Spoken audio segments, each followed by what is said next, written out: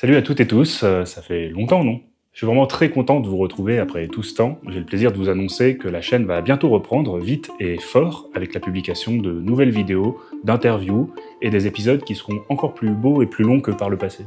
Alors vous l'avez vu, mais la chaîne a été assez irrégulière ces dernières années à cause de fortes contraintes que j'ai connues tout au long de ma thèse. Je vais pas m'étendre sur ces difficultés, d'autant que je vais sûrement faire avant la fin de l'année une longue vidéo bilan pour revenir avec vous sur tout ça et vous présenter aussi l'actualité de la chaîne, d'autant que cette année on fête les 10 ans de la chaîne et je tiens sincèrement à vous remercier pour votre soutien toutes ces années. J'ai fait en sorte, comme vous avez vu, d'essayer de garder le contact avec vous en publiant régulièrement des formats courts depuis 1 an, ces petites vidéos que je publie à la fois sur Instagram mais aussi sur YouTube. D'ailleurs, je suis sincèrement touché par tous vos retours, merci beaucoup. Et c'est vraiment une façon pour moi d'expérimenter de nouvelles formes d'écriture et de montage. Je suis d'ailleurs très actif sur mon compte Instagram, c'est là que je publie toute l'actualité de la chaîne et aussi des formats originaux, et je vous invite très vivement à me rejoindre là-bas et à vous y abonner. J'ai d'ailleurs publié il y a peu une vidéo sur ce compte Instagram dont je suis assez fier et qui est consacrée à la journaliste et féministe de la fin du 19e siècle qui s'appelle Marguerite Durand, avec une interview d'une spécialiste chercheuse sur le sujet, à savoir Lucie Barrette. Pour mettre un peu en valeur cette interview, je me suis dit qu'il serait intéressant de la publier ici, en version allongée et donc en intégralité, pour que vous puissiez tous profiter de ce sujet que je trouve assez passionnant. C'est une vidéo, comme vous le verrez, en format vertical, parce que je la destinais d'abord à Instagram, d'où sa forme un peu particulière, mais je suis sûr qu'elle vous intéressera beaucoup quand même. J'ai très hâte de pouvoir vous reparler vite de tous les projets à venir sur la chaîne, qui sont très nombreux, et d'ailleurs je suis en train de finaliser 2 livres, donc j'aimerais bien pouvoir vous reparler bientôt, et une grosse vidéo de plus d'1 heure est prévue, et j'espère pouvoir la publier au cours du mois prochain. D'ici là, je vous souhaite à toutes et tous un très bon visionnage, en vous disant à très vite sur cette chaîne. Comment est-on une journaliste et une féministe vers 1900, à la Belle Époque, dans un temps où le métier de journaliste, comme le montre très bien le roman Bel Ami de Maupassant, est un métier particulièrement masculin? J'ai le plaisir ces derniers jours d'être allé à la Fête de l'Humanité, un lieu où on peut penser, réfléchir et débattre autour de ce qu'est la presse et ses enjeux aujourd'hui notamment, mais aussi un lieu où on peut penser son histoire. J'ai eu le plaisir d'échanger dans ce contexte avec Lucie Barrette, chercheuse en littérature, qui vient de publier un ouvrage passionnant sur une figure méconnue de femme journaliste à la Belle Époque, qui est la fondatrice du journal La Fronde en 1897, et cette femme, c'est Marguerite Durand. Alors, je m'appelle Lucie Barrette, je suis autrice et chercheuse en langue et littérature française, domaine que tu connais bien. J'ai commencé à travailler sur Marguerite Durand parce qu'au départ, moi je suis spécialiste de l'histoire de la presse féministe et féminine. Et Marguerite Durand, c'est vraiment une figure qui est toujours un peu à l'horizon parce qu'on la connaît pour La Fronde principalement. Elle a fondé donc La Fronde, qui est le premier quotidien intégralement administré, rédigé, imprimé, diffusé, distribué, tout ce qu'on veut, par des femmes uniquement. Donc tu vois, comme ça, je la voyais vraiment passer dans mes articles, recherches académiques. Et puis quand j'ai voulu écrire un chapitre sur Marguerite Durand pour un autre projet de livre pour l'année prochaine, comme une bonne chercheuse, je suis allée aux archives, j'ai commencé à essayer de consulter les thèses, les articles universitaires qui s'y consacraient, les bios, et je me suis rendu compte que c'était tout à fait sous-développé, enfin que il y avait très peu de choses et qu'en plus de ça, c'était parfois un peu daté dans la manière d'approcher une figure féministe de la fin du 19e. On parlait beaucoup de ses colliers de perles et de ses amants, mais assez peu de ce qu'elle avait fait finalement. Et aussi d'un point de vue plus technique, je pense que les auteurs et autrices qui avaient bossé sur Marguerite Durand avant n'avaient pas forcément bénéficié du très très grand travail d'indexation qui a été fait récemment par les archivistes de Marguerite Durand, donc du fonds de Marguerite Durand, ce qui permet vraiment de l'explorer de façon beaucoup plus facile, je pense, que nos aïeux chercheurs et chercheuses. Et puis, ce que j'ai aussi découvert en commençant à travailler sur elle, c'est qu'elle n'a pas du tout fait que La Fronde, qu'elle a fait 1000 choses. Le cimetière pour animaux à Asnières, qui existe encore. Elle a fondé la première bibliothèque féministe qui porte son nom, Marguerite Durand. Elle a essayé de monter un théâtre à Berlin. Elle a fait un club automobile féminin pendant la Première Guerre mondiale. Enfin, et puis vraiment dans des domaines en plus qui étaient hyper déployés et qui étaient aussi beaucoup plus militants que ce que je pensais. Voilà. Et donc là, j'ai rappelé mes éditrices. Alors, on ne va pas faire qu'un chapitre, en fait, on va faire un livre entier. Et elles ont fait, allez, zou, on y va. À la fin du 19e siècle, l'écriture dans la presse est dans une grande effervescence. Par exemple, la journaliste Séverine écrit et participe au titre de Jules Vallès, Le Cri du Peuple, dans les années 1880. Qu'on soit un homme ou une femme à cette époque, l'écriture dans la presse est d'une grande variété parallèlement à l'engagement politique, mais les femmes comme Marguerite Durand doivent davantage lutter pour exister en tant que journaliste et en tant qu'autrice, pour éditer des livres, publier des romans feuilletons dans la presse, écrire des articles ou encore donner des conférences. Marguerite Durand, elle est quand même plutôt issue d'un milieu bourgeois.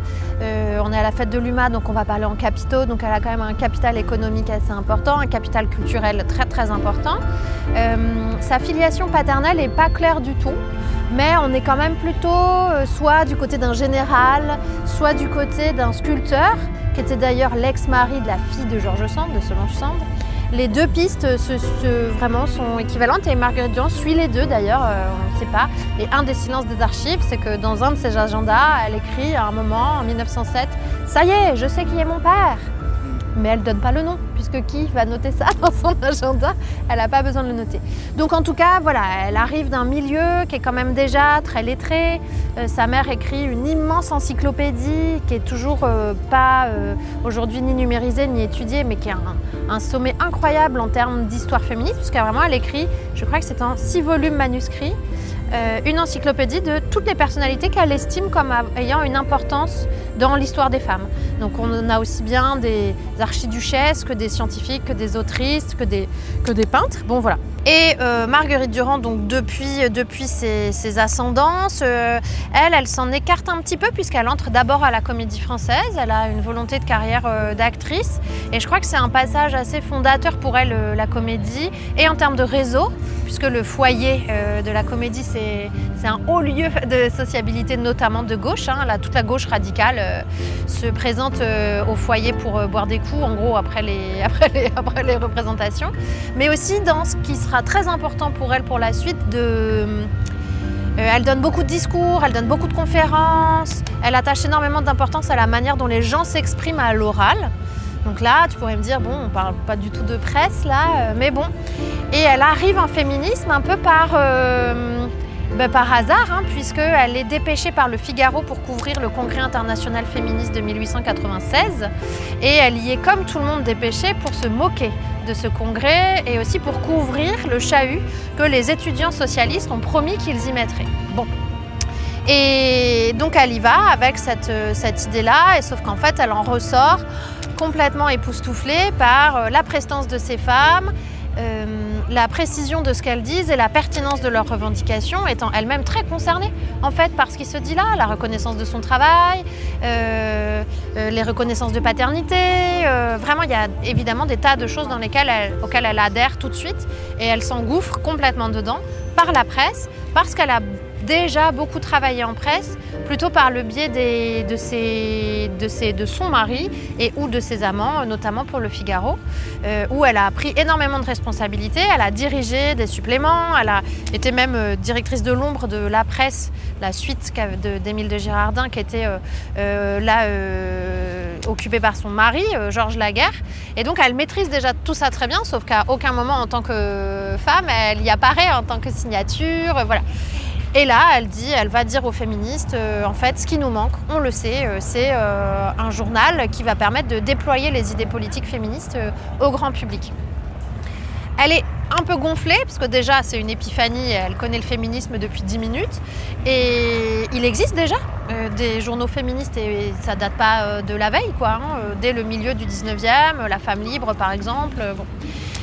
Mais elle, ce qu'elle va vraiment réussir à insuffler là-dedans, c'est l'aspect quotidien. Ça n'était jamais arrivé, qu'un quotidien soit intégralement rédigé par des femmes, et cette non-mixité qui n'existe pas par ailleurs. Il faut aussi dire que les lois sur la presse, elles ont changé peu d'années avant. Et jusqu'à peu de temps avant que Marguerite Durand entre comme ça en féminisme et en presse, c'était pas possible pour une femme de diriger un journal. Légalement, elle n'en avait pas la possibilité. Et donc elle se lance là-dedans aussi avec le réseau qu'elle a déjà, voilà. Et donc l'écriture féministe à la fin du 19e, ça a quand même une place... Ça a quand même une place importante. Moi, j'ai aussi été assez surprise de voir à quel point les sujets féministes, au moins, sont très répandus, même dans la presse généraliste. Alors parfois de façon caricaturale et très critique, ça évidemment. Mais en tout cas, les sujets, ils sont là, quoi. Le travail, le droit de vote, le quotidien, voilà, le travail de nuit notamment, qui a une vraie discussion, la propriété, le fait de toucher son salaire.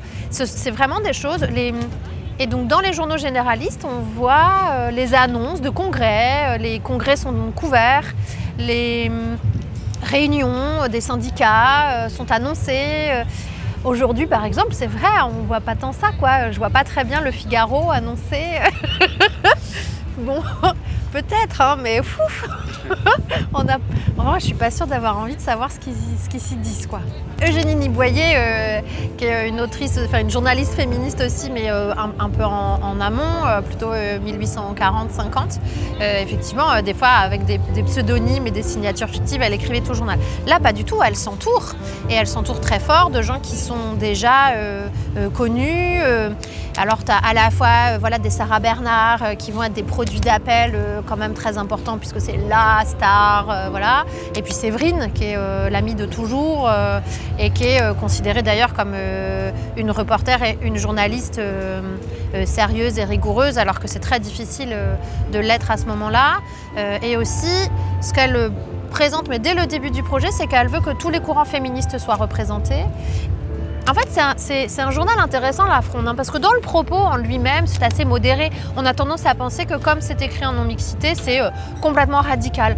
Franchement, c'est un journal généraliste assez classique, il couvre les actualités, ce sont les mêmes chroniques, on retrouve les mêmes rubriques qu'on retrouve dans les autres journaux, quoi. Si ce n'est que là, c'est écrit par des femmes et qu'on a plutôt dans le feuilleton, dans le bas du journal, des tribunes, qui sont des enquêtes sur une situation bien précise qui concerne les femmes, et avec à la fin de cette enquête une tribune qui appelle à revendication. Voilà. Ça, ce serait plutôt là qu'en fait se situe la revendication féministe. Mais le fait même que ce soit des courants féministes, des femmes qui doivent accéder aux espaces de pouvoir symbolique qui vont leur permettre de couvrir l'actualité de ces espaces-là, en ça, c'est une expérience qui est en fait assez bouleversante après dans la manière dont les femmes vont intégrer les sphères médiatiques. J'aime beaucoup citer l'exemple de Triboulette. Triboulette, elle signe les chroniques économiques. Bon, donc pour signer ça, elle a besoin d'aller à la bourse. Elle est brillante là-dessus, vraiment, elle a déjà fait ses preuves, enfin. Et sauf qu'en fait, la bourse, depuis sa fondation, elle est interdite d'accès aux femmes. C'est-à-dire qu'aucune femme ne peut rentrer, ne serait-ce que dans le péristyle de la bourse, quoi. Triboulette, non, elle ne va pas se laisser, non, c'est non, voilà. Donc au début, elle s'habille en homme pour pouvoir rentrer, elle se fait repérer, donc là, il y a une esclandre, elle se fait arrêter, Marguerite doit aller la chercher, elle réessaye avec des complicités de certains agents qui essaient de la faire rentrer, ça marche évidemment pas du tout, de nouveau, rebelote, et comme ça. Et je trouve qu'en fait, elle finit par obtenir une autorisation temporaire, mais qui sera renouvelée, de couvrir l'actualité économique. Et en fait, c'est là où, à mon sens, le fait que ce ne soit que des femmes qui écrivent dans ce journal, en fait, ça dit ça. Ah, il y a encore des espaces du pouvoir qui refusent absolument la présence des femmes. Quand Séverine et Marguerite Durand vont couvrir le procès en révision Dreyfus à Rennes, alors, mais comment elles se font tomber dessus et alors par tout le monde, hein, Dreyfusards, anti-Dreyfusards, bien sûr les anti-Dreyfusards ils cumulent avec l'antisémitisme, donc là on a un petit jackpot bien sale, mais personne ne comprend, en tout cas dans les confrères journalistes, personne ne comprend que ce soit des femmes qui viennent couvrir une actualité judiciaire, qui plus est relevant du militaire. Rentrer à la cuisine mesdames, ça leur est dit, quoi, voilà. Et donc en fait je trouve que c'est là où La Fronde, c'est incroyable comme expérience, parce que c'est révélateur précisément de ça et de comment est-ce qu'elles ont essayé avec endurance et vraiment persévérance à intégrer ces espaces-là pour pouvoir en couvrir l'actualité et faire information. Ce qui est passionnant lorsqu'on étudie de près des figures parfois méconnues ou délaissées par l'histoire, c'est qu'on touche parfois du doigt des parties très intimes de leur vie, ce qui n'est pas sans poser de redoutables questions sur les choix à opérer dans l'écriture. Le détail, vraiment, c'est les agendas. Donc, dans son fonds d'archives, ces agendas papier sont conservés et sont accessibles. Et pour l'instant, ils ne sont pas numérisés, ou en tout cas pas publiquement. En tout cas, ce n'est pas accessible au public. Mais alors, ces agendas, moi, je pourrais encore continuer parce que c'est à la fois... En fait, je trouve ça très touchant puisque tu as vraiment accès à quelque chose de très intime. Et ça m'a aussi posé plein de questions sur l'écriture. Qu'est-ce que moi je suis en droit de révéler de ce que je sais maintenant d'elle, dans la mesure où ces agendas, c'est pas des correspondances, c'est pas des brouillons de conférences ou de manuscrits qui étaient déjà destinés à être publics. Là, ces agendas, elle n'avait pas l'intention qu'ils soient lus. Bon, bah moi, avoir accès à ça, forcément, ça me questionne pas mal. Et évidemment qu'il y a plein de moments où je suis touchée, surtout sur sa fin de vie, quand elle dit ça fatigue, que ça devient dur physiquement, qu'elle a des évanouissements. Et puis moi j'ai lu quasiment 30 ans en fait d'agenda, donc tu la suis comme ça au jour le jour. Et ce que j'ai aussi adoré dans ces agendas, c'est que c'est total comme archive, c'est-à-dire qu'il y a de l'intime, mais il y a aussi de l'information politique incroyable. C'est-à-dire que, tu vois, par exemple, quand il y a la mobilisation générale en 14, eh bien, dans son agenda, il y a à la fois la liste de courses qu'elle se note qu'il faut faire parce que ça va être tout le monde se rue dans les commerces, voilà, et qu'il faut faire du stock là, parce qu'on ne sait pas quand est-ce que... Donc un truc très domestique, logistique, que toi et moi on ferait de « Ah ouais tiens, j'ai pas racheté ça, faut absolument... » Covid, tu vois, les 6 paquets de rouleaux de PQ. Bon voilà ça. Et à la fois, elle raconte qu'elle est convoquée à l'Élysée en tant que membre du syndicat des patrons et patronnes de presse, et elle raconte la réunion qui a lieu avec le président de la République sur l'appel à la discrétion qui est fait aux médias pour qu'ils ne délivrent pas d'infos militaires. Et donc tu as ça sur 3 pages et tu as vraiment un mélange comme ça de trucs très prosaïques et de trucs hyper politiques. Et je trouve que ça questionne aussi sur qu'est-ce qui fait archive, qu'est-ce qui fait histoire, pourquoi la liste de courses c'est pas plus intéressant que la réunion avec l'Élysée, parce qu'en fait ça dit aussi le quotidien des gens. Tu vois, par exemple, elle décrit les rues, les gens pleurent, il y a plein de gens qui sont complètement ivres parce qu'elle dit qu'ils sont complètement désespérés, que les gares sont blindées, enfin. Et ça, c'est pas des choses... Effectivement, on a l'histoire officielle, quoi, voilà, c'est la grande mobilisation, tout ça. Oui, mais dans la vraie vie des gens, elle est aussi là, quoi. Et ces agendas, pour ça, vraiment, j'ai adoré. Et elle a des commentaires aussi hyper personnels avec qui elle dort. Voilà, qui est-ce qu'elle invite dans son lit, concrètement, elle le note comme ça.